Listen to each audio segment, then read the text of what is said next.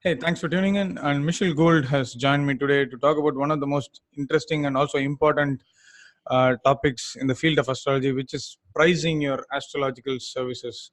So, thanks, Michelle, for joining. And I'm sure this discussion is going to be one of the most eye opening discussions, at least for me, at a personal level. Well, thanks. I really am happy to be here tonight and look forward to talking about this. It's tricky business figuring out how to price your services. Yeah, exactly. So, I mean, I've been having various discussions with some of my friends in the astrological community who are still making their way into the community as astrologers. Mhm. And pricing has always been a tricky business, as you said, and it is difficult to kind of hit a sweet spot when it comes to the actual price. So, but there are various layers and levels at which we can price, and it differs at it differs at various stages of our astrological career.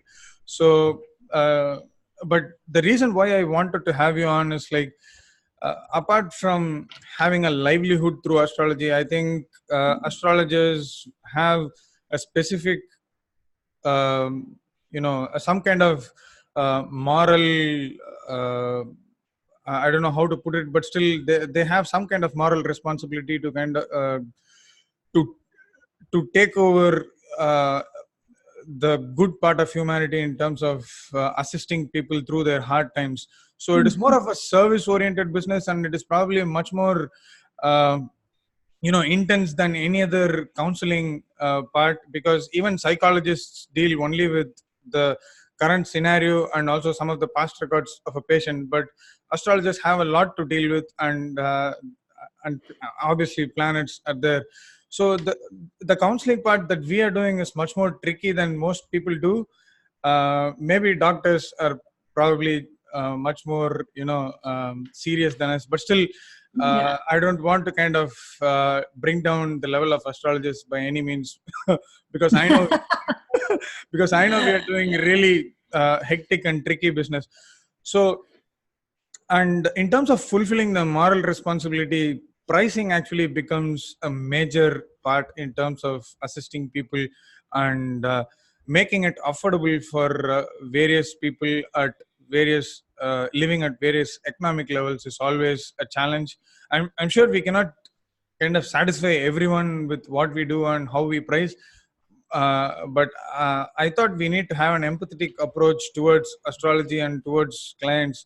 So I thought your website was really one of the most interesting and also empathetic websites that I saw when it came to pricing, because you mentioned that. Uh, I don't know if anyone else mentioned it, but you mentioned that if it is not affordable for you, please write it to me and we can kind of sort it out. Uh, it's Yeah. That is one of the most coolest things, and that kind of established my need to talk to you about price astrological services, because as I already said, more than livelihood and business, I really liked some empathetic approach of astrologers towards their clients and also astrology itself. So that's the reason I wanted to have you, and I would really like to hear from you in terms of how you kind of employ or deploy empathy in your pricing and other you know pricing of your astrological services, and various other parts of consultation facets as well. Yeah, well, I live in a place where I'm in a college town, and there are also a lot of retired people. So I know a lot of, there are a lot of my clientele isn't necessarily very wealthy sometimes, right? So I have people who have a lot of wealth that live in the community I'm in, because there's teaching hospitals and there's professors and and that kind of thing. So I have people that have a lot of wealth, but I also have students who are living on student loans, right? And I have people who are older who are on fixed budgets. So I kind of, I think it also, for me, one of the frameworks of going into this is that I want to be of benefit, right? Like my motivation is to be of benefit and to reduce suffering.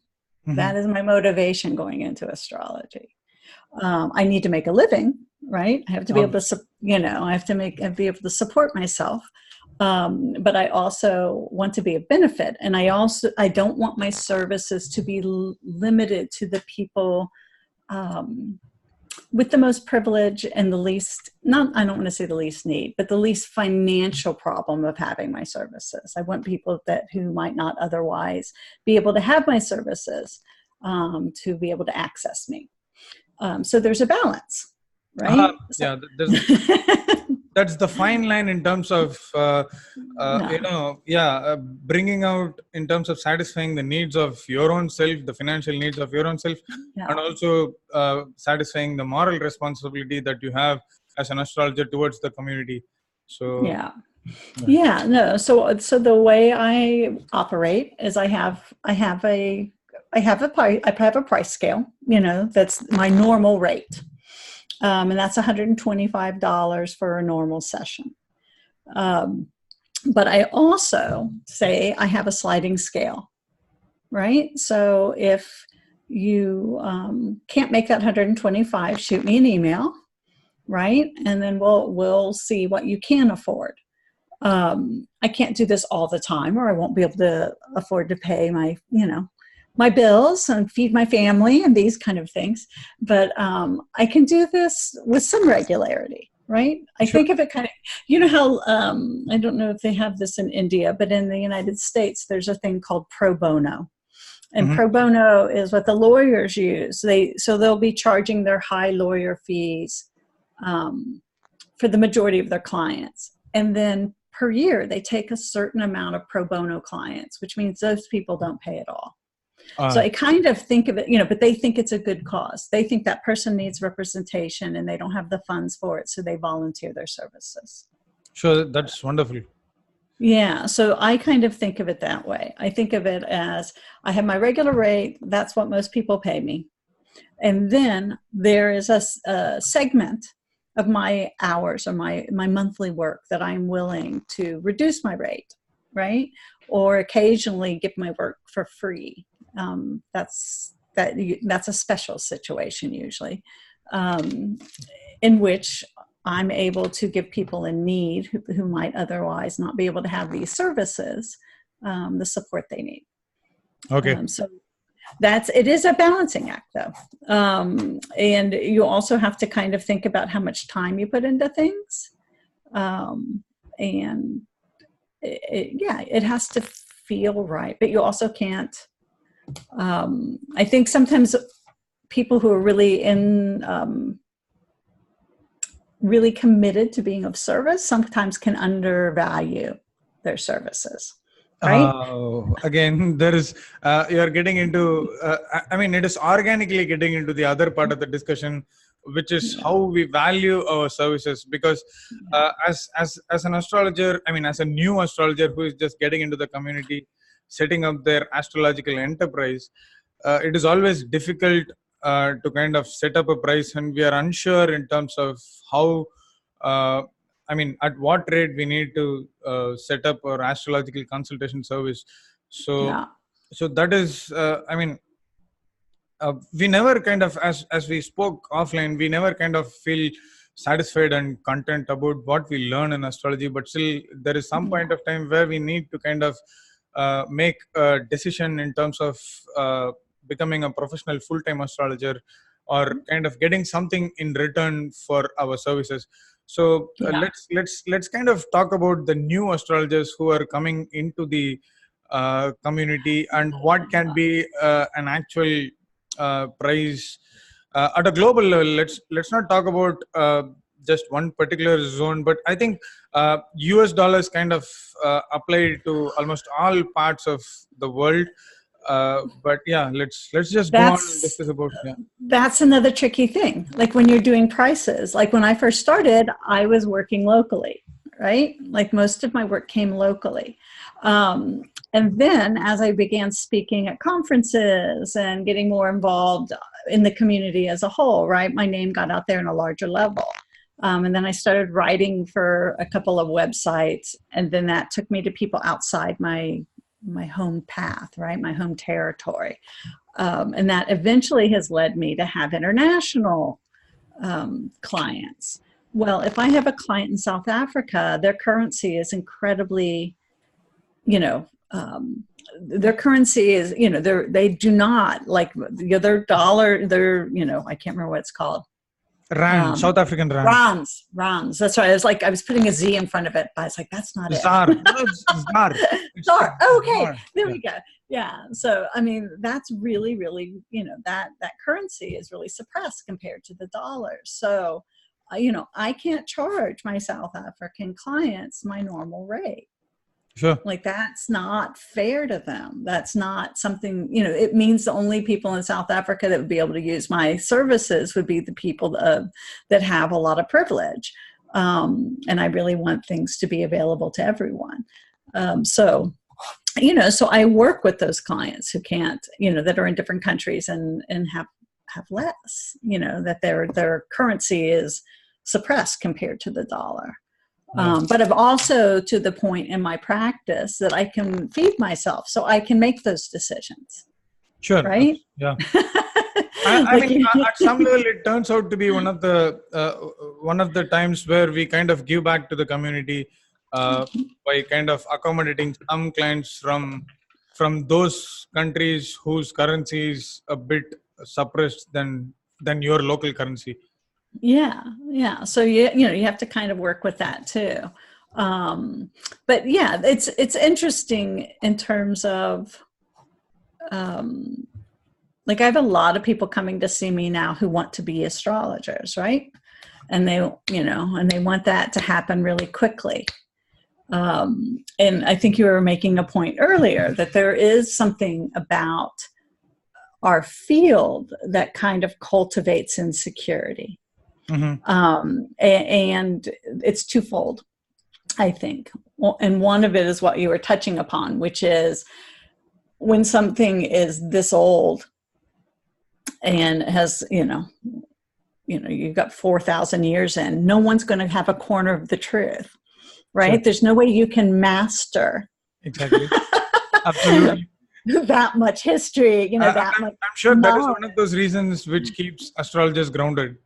Yeah, but we can lose sight of that. If you don't know that there's that much history, it's really easy to say, well, this is the way my teacher taught me, and I've got a corner on how astrology should be done. And if anyone else doesn't do it that way, then you're not honoring, the lineage that I know, because that's been passed down to me, right? That would be very easy to kind of get, to convince yourself that you have a system and your system's really great and anybody else's might not be as good as yours, right? Because yours works, and it's in the face of that history that we are humbled. Sure. Right? Because we can't know that much. As much as we think we know, there's always more that we don't know, right? And we can't know what we don't know. No, sure. A lot was done even before our forefathers were born. So it's always good to be grounded, and the groundedness kind of directly reflects on our pricing. So again, it kind of links. So coming back to the new astrologers who are just getting into, do you think there is a specific rate that they can kind of put up as their value to their services? Is there a specific rate that you would look at? But see, I know it depends upon various other factors, whether they are just only full-time astrologers or do they have a day job as well to support themselves.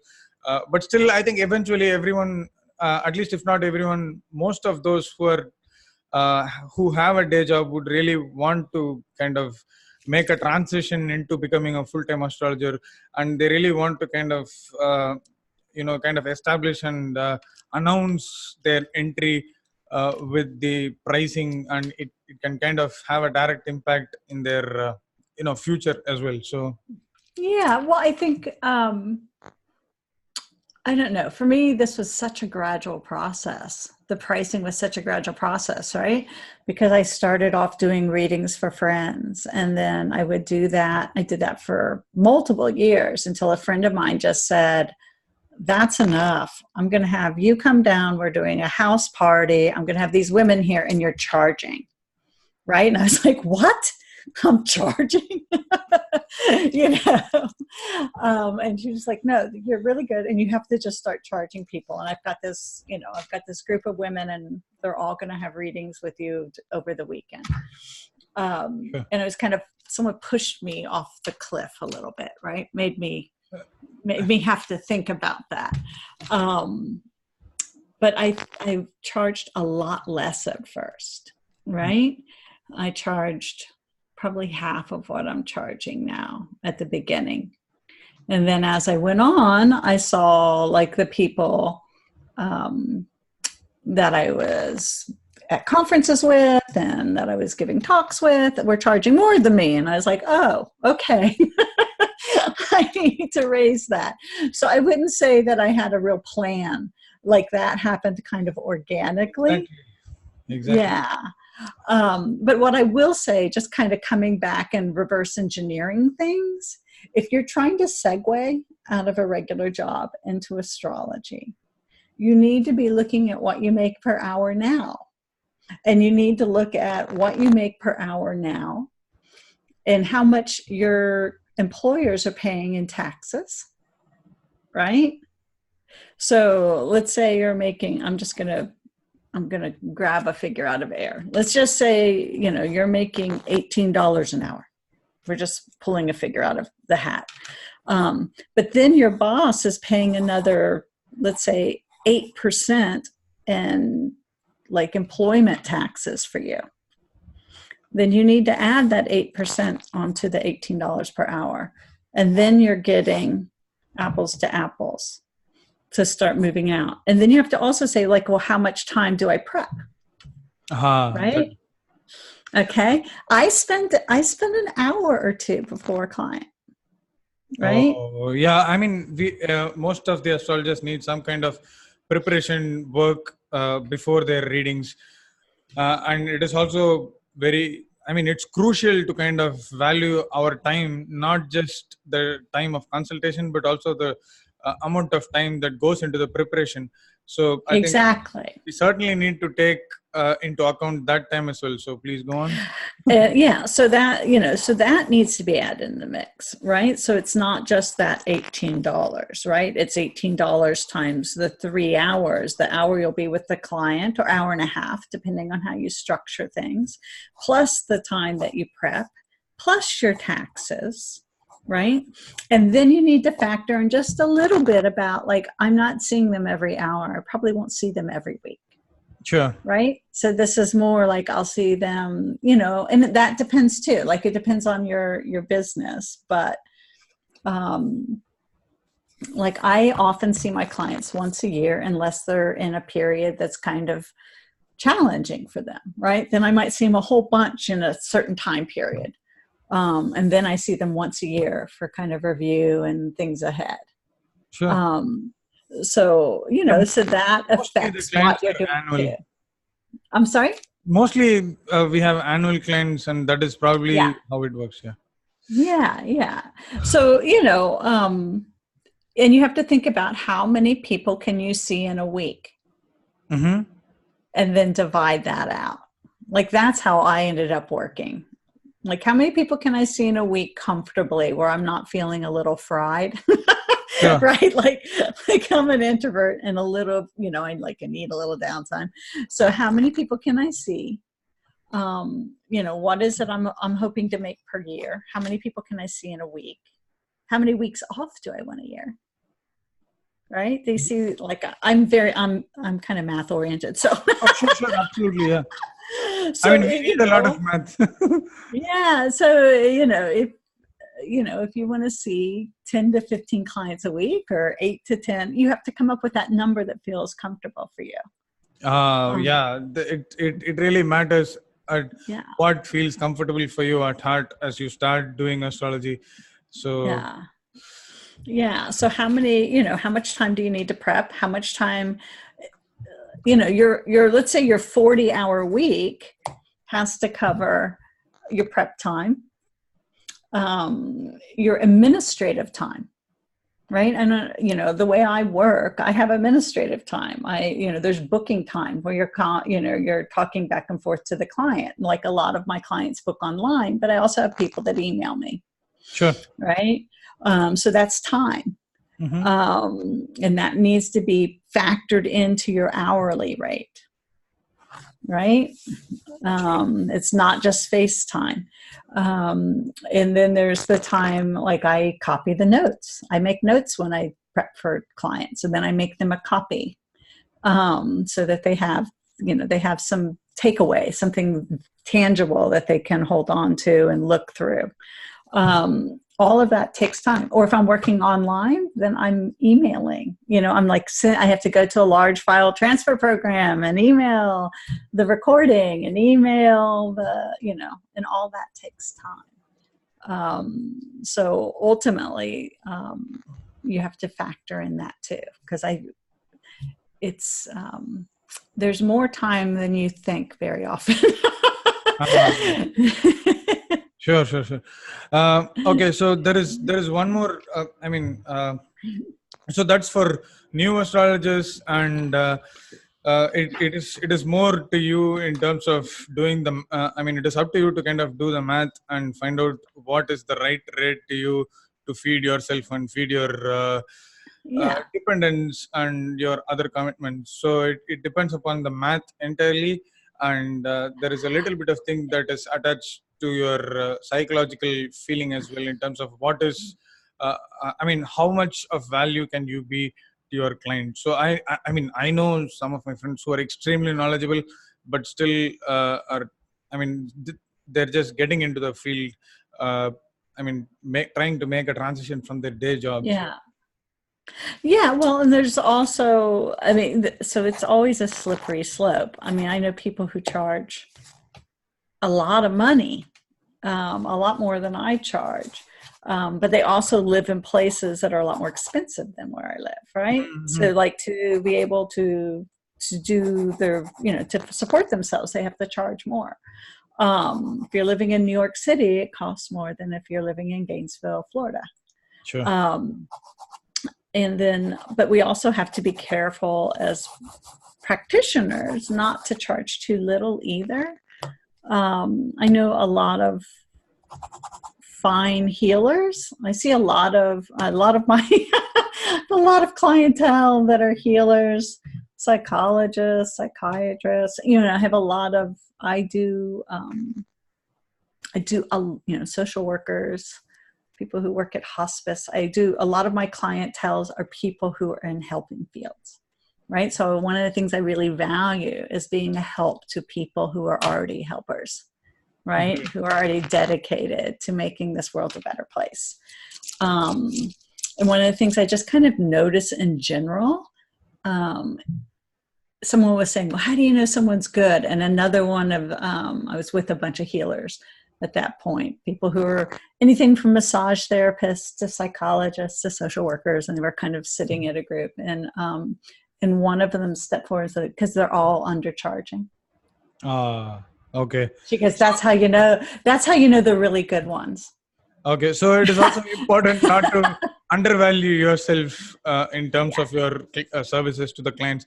So so let's just move a little bit away from pricing and talk about some of those offerings that we can attach to our services at which we price at a specific rate. So not necessarily to attract, but also to add some additional value to the price that you fix as a part of your consultation. So I'm not sure if I'm quite following you, but are you talking about like one of the things things like follow-ups in terms of the number of follow-ups, and apart from that some kind of audio recording or some other thing. Some astrologers kind of provide another supplementary consultation at I mean, which is almost not even half of the duration of the actual consultation in terms of following up again for a specific rate at which they charge. Right, right. And that actually is something I'm moving towards, because for a long time, what I would tell my clients, especially those clients who are going through a lot of transition, if something comes up and you need to reach out to me, you can shoot me a question. If it's a quick and easy, I'll just send you an answer. If it's more complicated, I'll let you know, and we'll set up a partial appointment. Right. So if that's something I could just do off the top of my head, right? Yeah. I'll just reply. And if it isn't, then maybe we need to set up a half appointment, or maybe we need to set up, a 20-minute session or something like that. And those, I think, should just be a quarter, if it's a quarter of the hour, whatever it is, a portion of whatever your normal rate is. But what I'm finding is that's a slippery boundary, right? Yeah. It's a slippy boundary. So I think I'm going to have to move into a more formal, here's your annual appointment rate. And if you have a question that comes up after our initial session, if it comes up in the first couple of weeks, you can reach out to me, and it's this rate. After that, it's whatever portion of the hour, or you know what I mean? It's because if it happens pretty shortly after the session, you remember a lot of things, and you can just it doesn't take as much prep. Yeah. And if it's going more in, if it's been a bit, then I also offer, you can do a half session, or you can do a quarter session. Okay. So, yeah. Okay. It's tricky. Yeah, absolutely. It's always, as you said, it's a slippery business. And okay. So now, the price that we charge for our services kind of changes over a period of time as we grow in our career, in our astrological career. And at times we need to kind of set high prices in order to keep the demand less, so that we have enough breathing space to take care of our private and personal life as well. So I think this is really applicable only if you're someone like a Stephen Forrest or something like that. Right. You need to write your books, and you need time to do that. So there's a lot of things that goes on. Yeah. Yeah. No, I think that's true. And I also think it's. No, I specifically took the name because he kind of gets booked 2 or 3 years in advance, and it's. You need to kind of keep up your sanity to do. No, it's true. It's very, very true. And I have a couple of Stevens. I have several Stevens clients. They're just like, I don't want to wait that long, and they reached out to me. You know what I mean? But you understand, he's got a lot of things going on. He's got an apprentice program. He does a lot of writing. He can only see so many people in a week. Sure. Right? To do the other things that he's doing. And I think we should all be aspiring to be able to get to the point where our services are enough in demand that we can charge whatever rate we can charge, and allow that to fuel the kind of work that puts us in that demand to begin with. Right? Exactly. And that's okay. And I'd also say that, ideally for someone like me, I'd like to get to that position where I could just pay it forward. You can afford $300 an hour. Well, then I'm going to take a portion of that, and I'm going to put it in this other pot where someone can't afford that and really needs to see me. I can use that. Sure. That's great. Yeah. And the thing is that in order to kind of maintain the other things in our life going, and see, obviously we cannot see 6 or 7 or even 10 clients a day.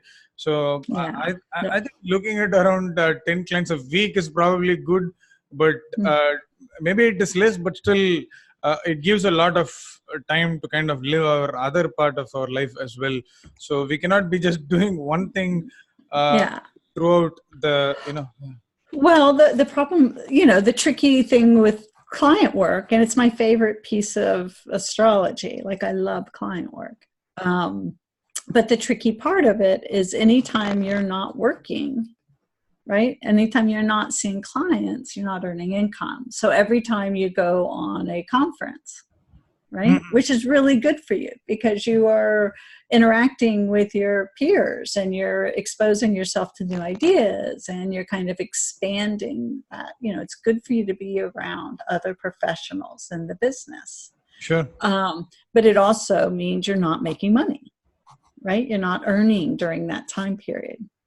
And this becomes, it becomes a tricky thing with astrology. And if you love client work, it means you have to be working all the time, or you have to figure out ways to diversify your income streams. That's another part in terms of setting up a career, not just focusing on your consultation business, but also have a little bit of various other sources of income in order to feed yourself. Yeah. Well, and it's also so that when you're not seeing clients, there's other, hopefully passive income or something coming in. Because we all need vacation. There's lots of studies out there that say that if we don't refresh ourselves, we're less productive and less good at what we do. And in particular, if you are someone who cares about people and genuinely is meeting them where they are, you need to, you need to refill the well. Sure. Right. Yeah, sure. Of course. I mean, we need to be in perfect mental condition when we want to kind of see someone else and help someone else. So, so let's. Yeah. What is it at the planes? They always say, put the mask over, if you're in the plane, to, put the oxygen mask over yourself before helping those around you. Yeah, absolutely. Just clear the dirt at your back and then go on to clear someone else's. Okay. Yeah. So let's get to the question that we received from one of my close friends, Rok Koritnik from Slovenia. He asked, are we astrologers thinking too high of ourselves and charge too much? I personally find 150 plus readings to be way too pricey. I've been asking myself many times because many times persons who consult an astrologer are going through a major crisis and many chances are they're financially broke as well. So this is the humanistic point of view. And the other side, but probably you answered this question well during the start of this session itself in terms of saying, like, and you said just now also, so if you have that much of money from someone, you can just park that in some other place and help some other client. So this is also a way you work with those people who come from other regions away from United States, where you kind of charge less. Slovenia doesn't, the dollar against I can't remember what the Slovenian currency is, but euro. Right, but it's euro, but it's not. It's Slovenia. A euro goes a long way, right? It's same thing with like in Yugoslavia, like in Serbia. It's $100 is a lot in terms of the Serbian, or the Slovenian economic situation.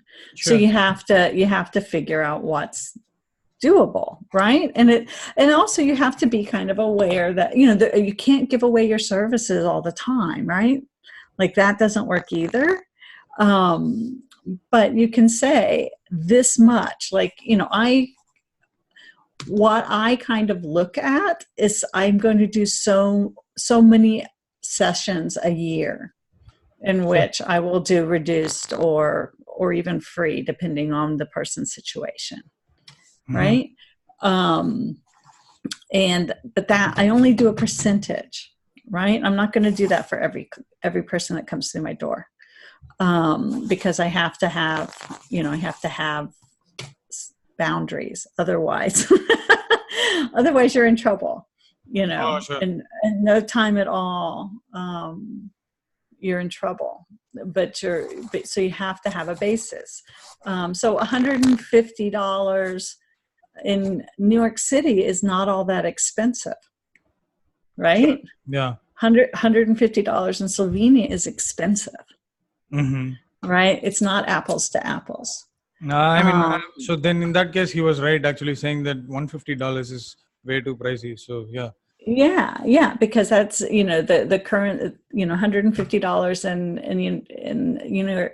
New York City doesn't go that far. $150 in Slovenia will go a lot farther. Okay. So Sure. Okay. So I mean the other thing is it actually okay to kind of publish or announce that you have different rates for different regions? Is that, I mean, does it always go well with everyone who visit your webpage in terms of looking at what you offer and all those things? yeah, I mean, for the most part, people pay my normal rate, right? They pay my Great. normal rate. I think the trouble comes up when you're from any other country except the United States. As an astrologer, not as a client, but as an astrologer. So I think the trouble starts only when you're coming from some other place apart from United States or UK. So yeah, that's So what you have to do is set a scale, in which it is comparable to other professionals. sure. In your region, right? So I have a friend who is a South African astrologer, and he sets his rate pretty much around what a doctor's visit would be. Okay. Right? So, he says, I can't charge United States rates because that's more than what a doctor would charge in my country for an appointment. Exactly. Yeah.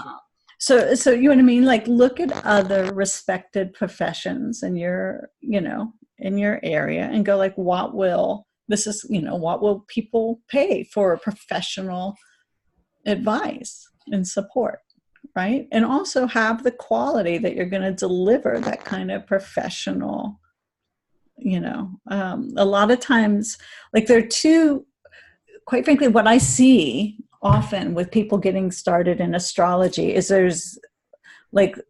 I see people start and they've had like just a couple classes and they think they're the best and they charge really right off the bat, right? So it's kind of exuberance rather than caution. And then I see people that is more of getting carried away by a situation.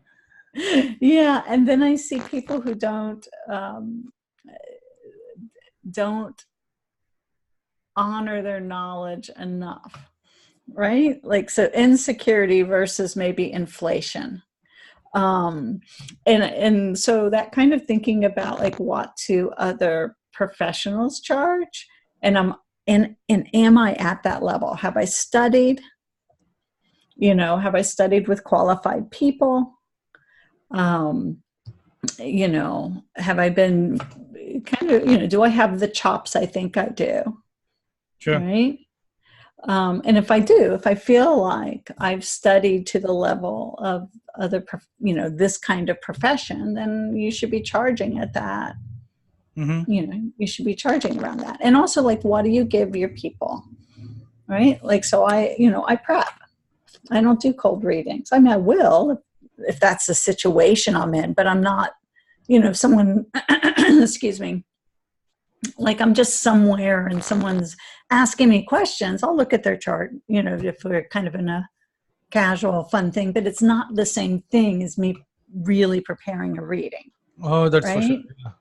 Yeah. So, that's an hour or two before I meet them. And I have an intake form, right? When people schedule with me, I'm asking them, why are they coming to me? Why now? Why do you want to see someone right now? What are you hoping to accomplish by this appointment? So I have some sort of framework. Some people are just coming because they're curious. That's fine. absolutely fine. Other people are coming because they're in crisis. I want to know that. I want to know the context. And I'm going to spend some time looking at their questions and then looking at the charts with that in my head as I'm looking at the chart, right? So I am not reading cold, even in terms of the context of the life. Sure. I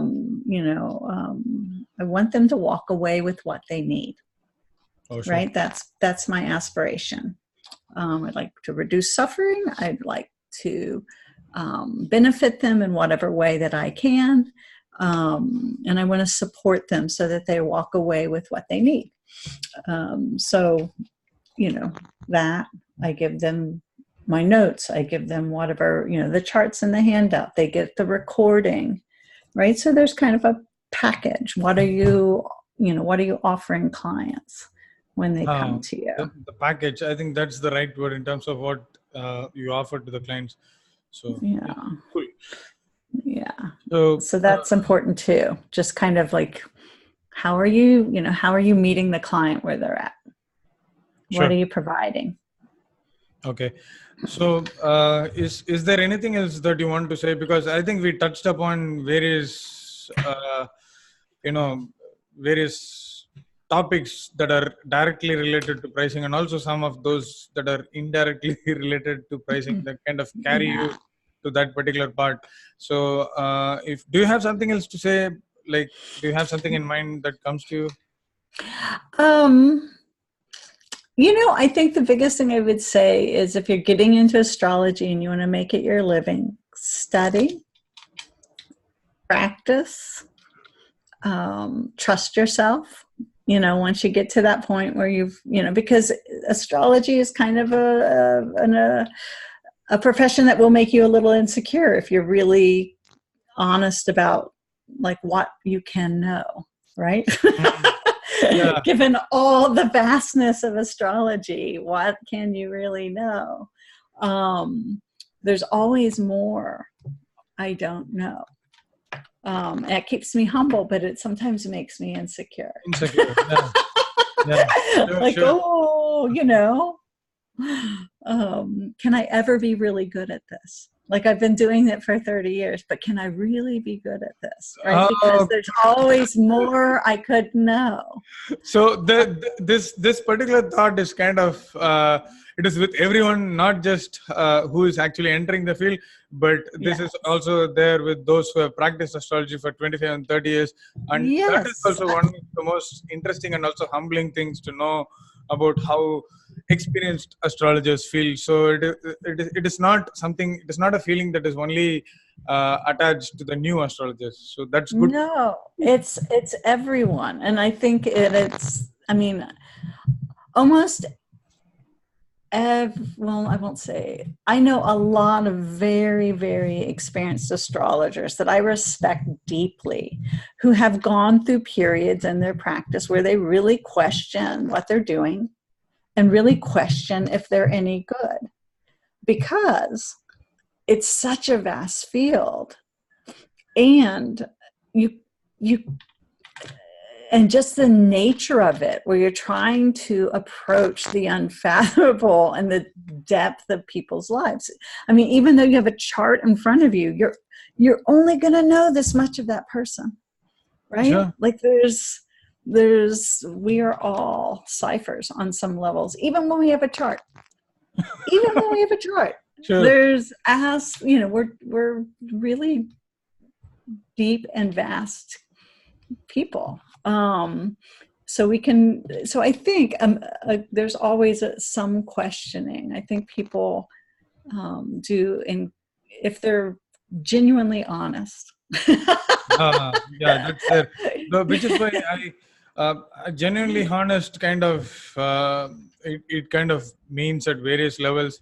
And one of those things is like having an empathetic approach towards astrology and clients, and not just business-oriented approach. See, of course, business is a major part of what we do, but still, I also think there needs to be equal amount of empathy as astrologers. And there are many websites I've seen that are empathetic, but I mean, I just don't want to take names of those, but still, there are many websites. Maybe if it is appropriate, I can share those in future as reference to the new astrologers who really think that empathy needs to be part of their It astrological, should. And, because you're saying that, I just want to, like ISAR, which is the International Society of Astrological Research, has a program in consulting skills and ethics.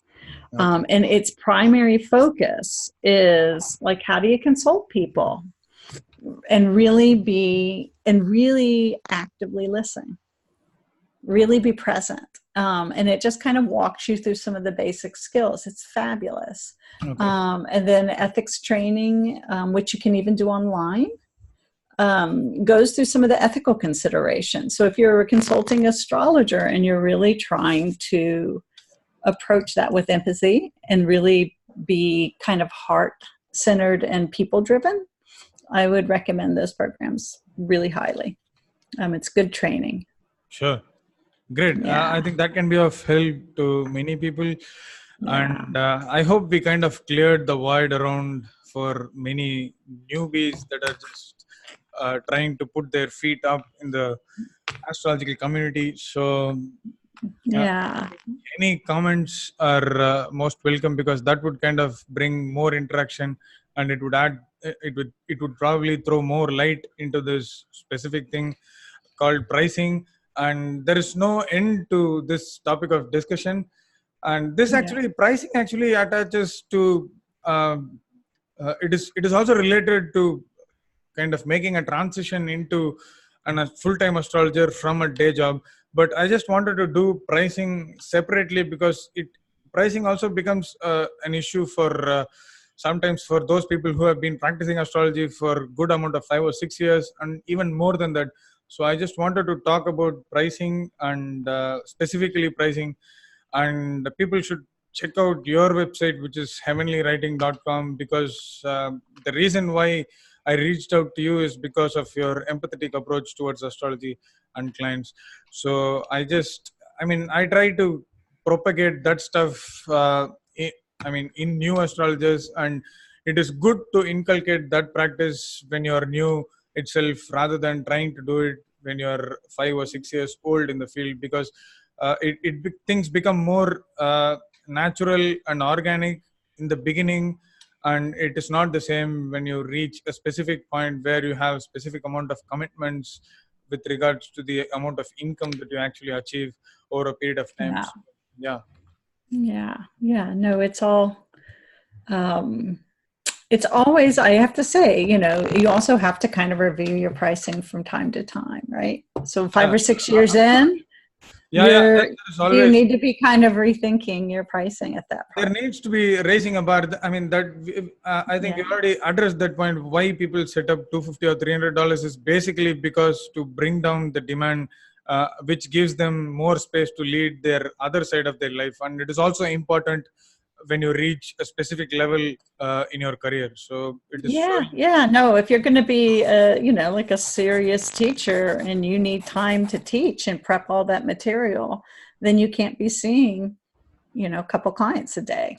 Of course, I totally agree with that. So, and then people want, if you're in demand as a teacher, then that's you're being called to kind of shift your focus. Sure. And at the end of the day, as an astrologer, you cannot leave doing consultation, because that is where a major part of our learning lies. So we also need to be doing. You bet. If you're out of the trenches, if you're just, there are theoretical astrologers that are really great because they're advancing what we know about astrology in general, right? Like they're translating, they're doing really interesting work that we all build upon, that we are then able to take into the trenches and use. Sure. So that's really important too. So I don't want to negate that, but it is, if it's only theoretical and you're not using it with people, then that can be a problem too. Sure. Okay. So, Yeah. okay, that kind of brings us towards the end of the session, and I mean, it was wonderful talking to you about this, and I'm sure at least some of the people will kind of benefit out of this, if not all. So, thank you so much.